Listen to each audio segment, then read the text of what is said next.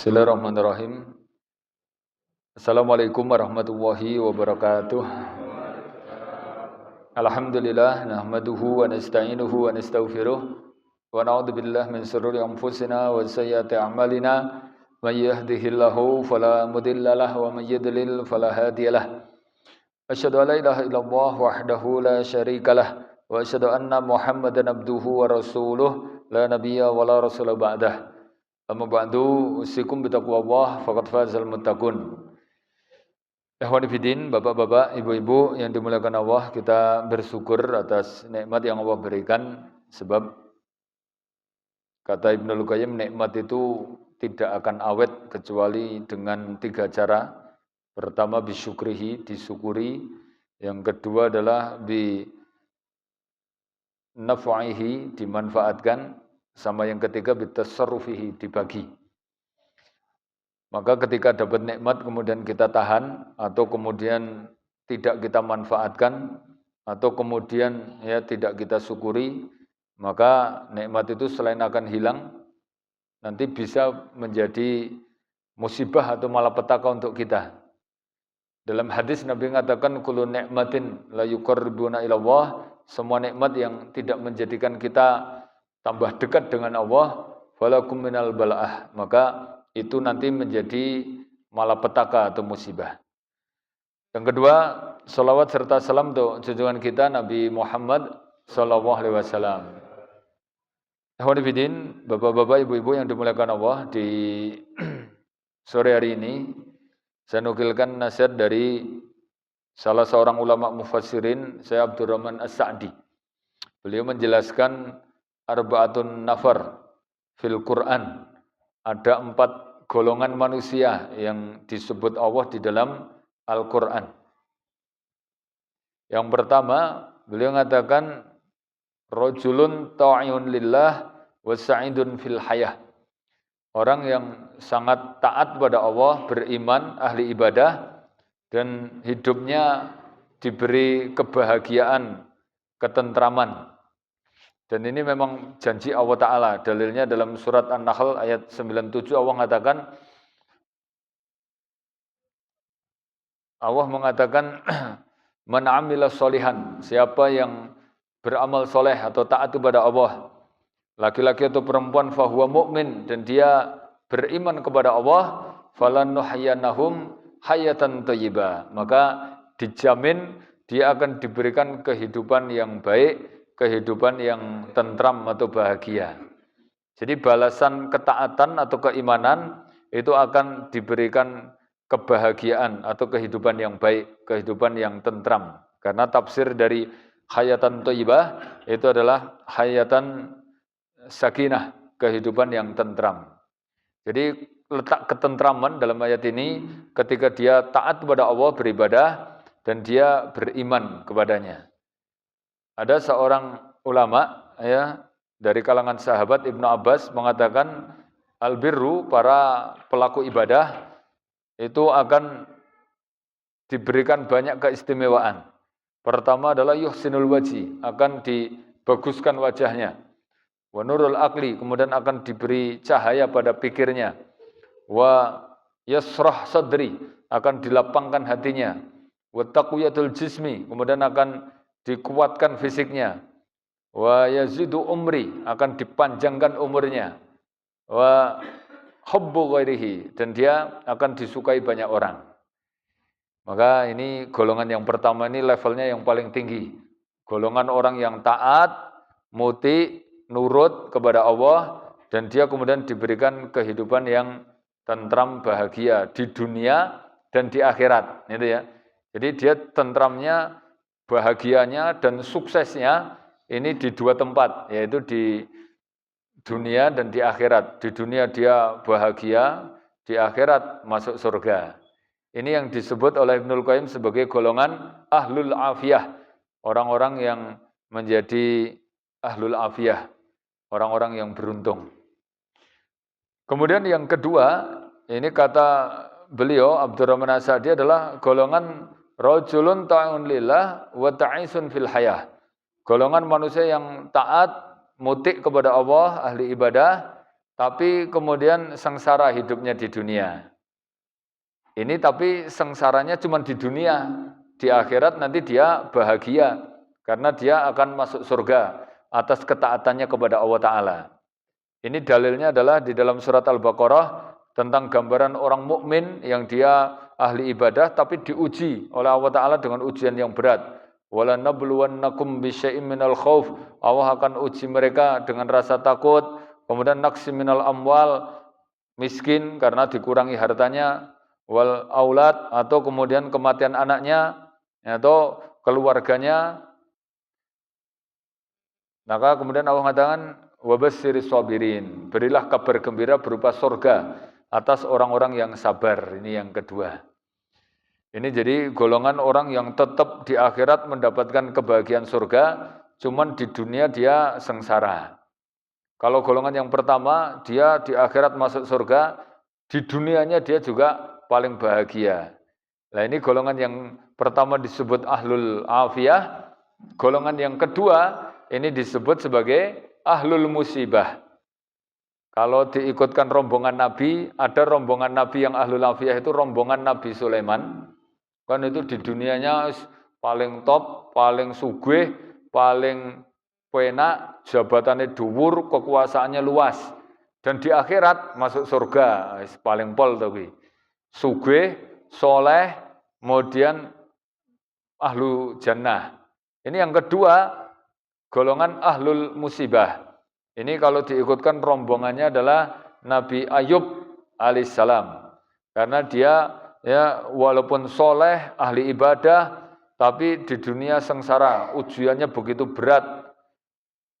Bahkan ujiannya ya dalam riwayat itu enggak ada manusia yang ujian musibahnya mengalahkan Nabi Ayub.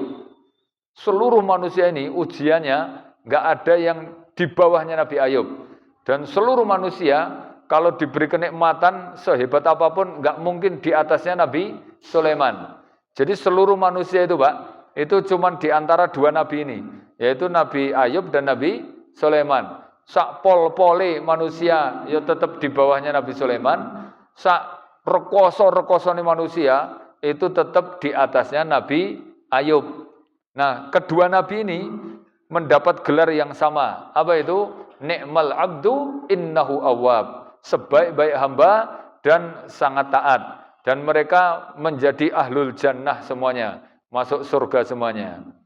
Lah kemudian mungkin yang jadi pertanyaan kita, apa bedanya antara surganya orang yang enak di dunia sama surganya orang yang di dunia rekoso itu tadi. Ini walaupun sama-sama masuk surga, ini ternyata Allah itu sangat adil. Nanti untuk orang-orang yang golongan yang kedua ini, golongan ahli ibadah, orang yang bertakwa, tapi di dunia sengsara, kena musibah terus, kan ada tuh model-model kayak gini nih. Terus ahli ibadah, tapi yang terluntah-luntah terus itu ya. Saya punya teman itu padahal soleh, wapi, ustadz, kemudian semangat banget taklimnya, tapi kena stroke, anaknya 10, itu ya dilalai iki loro-loronen, sik nomor 1 cacat, lahiran kok ya nggur sesar wae padahal ra ndek duit, gitu. Sementara saya ngerti sendiri satunya lagi, ada ustadz wong sik sedulurku dhewe, anake 12, ora pernah sesar, duwite blek-blekan ngono kuwi lahir malah nang omah ngono tok nggur bayar bidan nggur kon ngetokke pusere ngono tok. Jenengan ngerti ya ustadz kayaknya to. Pak Yayi ngerti kuwi nyata-nyata. Wong sedulurku wae sik duwe arafah ya Pak, coba. Ora miliarder kelas berat to kayaknya to. Omsete itu puluh-puluhan miliar ngono kuwi. Kayak satu nasab yang berbeda nasib. Padha nasab beda nasib gitu. Tapi Masya Allah itu artinya ada golongan-golongan orang yang ya mubalek, ya penulis buku. Pokoknya ya guru nang pondok, double-double wis ngono wae. Ya bisnismen yang duwe PT, duwe perusahaan dan sebagainya. Ya ini belum seberapa gitu. Maksudnya ini ada golongan yang kayak gitu tuh. Andai kata Pak, andai kata kalau itu contoh kan kita nggak ngerti nanti di akhiratnya. Tapi kalau dua nabi ini nanti di akhirat sama-sama masuk surga, itu ternyata sama Allah Ta'ala dibedakan. antara ahlul afiyah sama ahlul musibah. Untuk ahlul afiyah, orang yang dulu di dunianya dia sangat taat dan hidupnya pol bahagianya, itu nanti masuk surganya dibedakan dengan orang yang sangat taat, tapi dulu di dunia dia kena musibah terus, kayak rombongannya Nabi Ayub. Apa bedanya? Untuk ahlul musibah, dia diberi 3 bonusan keutamaan, walaupun sama-sama masuk surga. Pertama, manzilahnya beda. Manzilah itu level surganya itu kelasnya beda. Antara orang-orang yang ahlul afiyah sama ahlul musibah. Jadi orang yang nanti masuk surga dari golongan ahlul musibah, itu surganya levelnya lebih tinggi. Kemudian yang kedua, dari waktunya itu juga dibedakan. Karena ahlul musibah, ya orang-orang yang masuk surga dulu di dunia itu dia sangat sengsara, itu masuk surganya didahulukan. Contohnya podo-podo mlebu swarga. Antara wong melarat soleh sama wong sugih sik soleh, ya toh, itu ternyata dibedakan. Wong melarat masuk surga lebih dulu dengan selisih setengah hari. Ya sekitar 500 tahun. Wah, 500 tahun iki coba jenengan antri macet ngono wae ning dalan tol rasa suwe-suwe sesasi ngono. Kok 500 tahun. Ngono ki ora judeg ngono. Sampai ahlul afiyah itu berdoa kepada Allah Ta'ala iri gitu loh sama ahlul musibah. Dia akhirnya kemudian berdoa, mbok saya itu kembalikan lagi ke dunia, saya dikasih musibah, saya sakit, badan saya tercabik-cabik itu enggak apa-apa, karena ngerti keistimewaannya para ahlul musibah. Ini perlu disampaikan ini Pak, ya, ke orang-orang yang sering kena musibah. Dulu kemarin itu belum lama ada orang itu silaturahim ke rumah, ya, dia cerita, Pak saya itu ya anak kecelakaan. Itu biayanya gede kayak gitu. Lah kok saya utang belum lunas, saya sendiri kecelakaan. Padahal dulu kecelakaan dulu itu sudah patah tulang loh, itu belum nyopot ke pen itu sekarang kecelakaan lagi. Terus habis itu istri saya kena kanker, itu ya hampir 2 tahun biaya terus ngono kuwi. Terus bertumbuk-tumbuk padahal ya nek dipikir itu apa ya itu terus tak sampaikan ini ahlul musibah ngono. Insyaallah wonge ketoke rada tenang. Sama rahimahullah. Ini ya golongan yang kedua, namanya golongan manusia yang dia sangat taat tapi di dunianya dia rekoso. Maka capeknya dia dan sengsaranya dia di dunia itu dikompensasinya istilah ijole nanti di akhirat, walaupun sama-sama masuk surga itu diberi 2 bonusan tadi. Bonusan pertama waktu dia masuk surganya lebih dulu, yang kedua juga dari level surganya dibedakan oleh Allah Ta'ala. Nek kon milih pundi Pak jenengan? Milih dadi wong melarat, kena musibah, sabar, rombongannya Nabi Ayub kuwi mau masuk surganya, wah dhisiki ngono kuwi. Wis ngece wong sugih ngono ya, wong sugih. Kene wis pangkon-pangkonan karo bidadari lho wong sugih sik nonton padahal dia masuk surga ya ning sik nunggoni ngono kuwi apa ora anu kuwi, kemlecer to kuwi wong sugih ki mau ya. Itu ya, ini yang kedua. Makanya sikap kita kalau dipilihkan Allah Ta'ala mendapatkan takdir yang tidak kita sukai, misalnya ditakdirkan miskin, ditakdirkan kena musibah, ya sudah, antum sikapi menjadi golongan yang kedua, gitu ya. Kalau antum ditakdirkan kok ganteng sugih, wah antum sikapi di golongan yang pertama. Itu yakin nanti akan bahagia, gitu ya.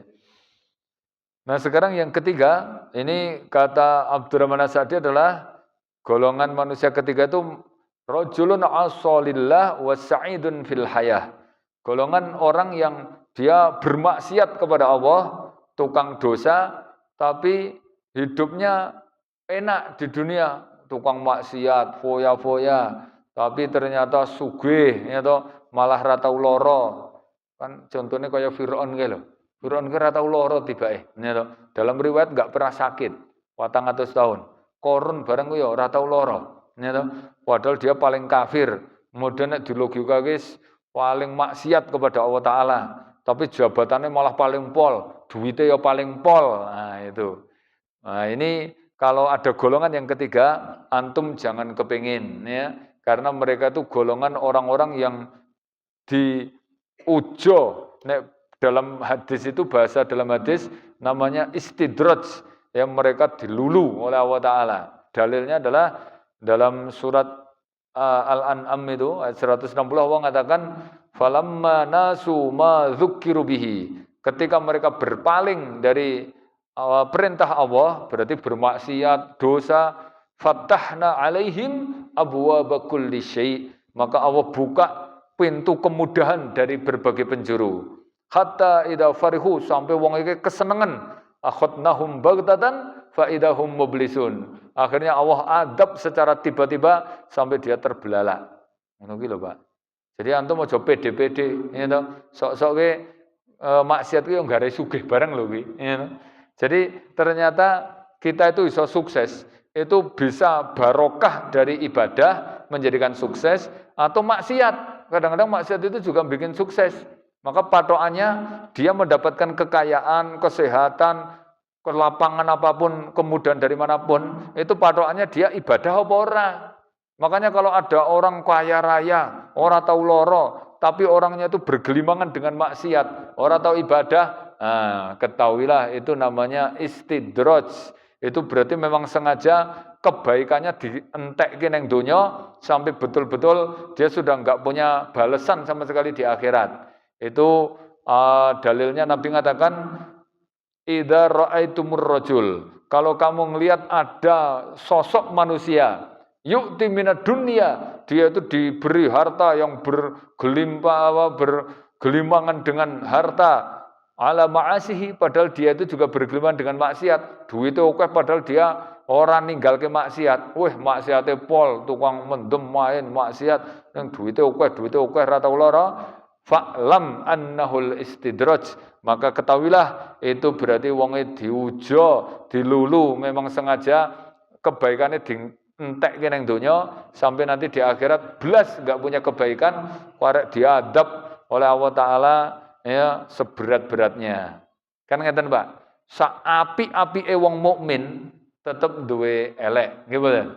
Terus sak elek-eleke manusia raketang sithik mesti duwe kebaikan. Lah, saking cintanya Allah, itu wong sik paling apik ngono kuwi, nanti di akhirat kan bakal dimasukkan surga. Ning keburukan dia itu bentek sisan ki kadang-kadang malah dientekke nang donya. Jadi wongnya ahli ibadah, soleh, rajin, malah kena musibah. Karena memang dia orang baik tetap di keburukan. Lah keburukan nih, kuwi diresi sisan di dunia. Nah kebalikannya, ada orang jahat yang dibenci Allah Ta'ala, walaupun dibenci tukang maksiat kan raketang sidik kadang-kadang punya kebaikan. Lalu kebaikannya mah dintekin yang dunia, juga kesisan yang dunia. Sehingga di akhirat memang belas seserang kebaikan. Pada diadab sak kayange itu, sampai mata dia terbelalak itu. Nah maka untuk golongan yang ketiga, antum jangan kepingin terhadap harta yang dimiliki orang kafir. Karena walaupun ketoknya seneng, itu cuma di dunia, tapi aslinya dia tersiksa dan sebetulnya dia diadab oleh Allah Ta'ala terhadap hartanya. Itu ya. Nah, ini seneng ngurneng dunia tok itu, tapi di akhirat dia akan sengsara selama-lamanya. Dan senengnya neng dunia pun cuman fana. Jadi ngur ketoknya dohirnya aja, tapi hatinya dia tetap nggak akan bahagia. Nah, ini golongan yang keempat ini yang paling parah, yang paling bawah. Siapa mereka? Rajulun asalillahi wa ta'isun fil hayah. Golongan manusia yang tukang maksiat dan hidupnya di dunia sengsara. Jadi rekosone dunia akhirat. Itu paling parah. Nah, misalnya kaya wong kafir kaya Messi misalnya itu walaupun kafir sok ben neraka jelas kudu wong Islam, tapi kan yang dunia sugih, duwite akeh, triliunan ngono lho. Iso mboking cewek-cewek ngono barang jenenge wong sugih sak senenge. Le rekoso ora ronggon ngono. Jadi nang akhirat jelas rekoso tapi nang donya ki rodok-rodok penak. Lah iki sik nomor 4, rekosone ronggon, wis nang donya rekoso. Lah kok ya nang akhirat mlebu neraka. Nah, maka untuk golongan yang keempat ini, kalau kita ngerti ada orang-orang yang kayaknya dia itu ya jelas nggak punya iman, nggak pernah ibadah, itu dikandani. Ya. Kira-kira kafir jelas sok ben rekoso ki, ning donya ki mbok aja melarat ngono ki lho. Masalahnya nek kira-kira melarat ki mendingan beriman ngono wae. Dadi rekoso niki sedelok tok, engko bar ku karek penak ning akhirat. Ini dalilnya ini golongan manusia yang keempat itu di surat Toha. Allah mengatakan, "Wa man a'rada an dzikri", siapa yang berpaling dari zikir artinya dari ibadah, berarti wong ora gelem ibadah.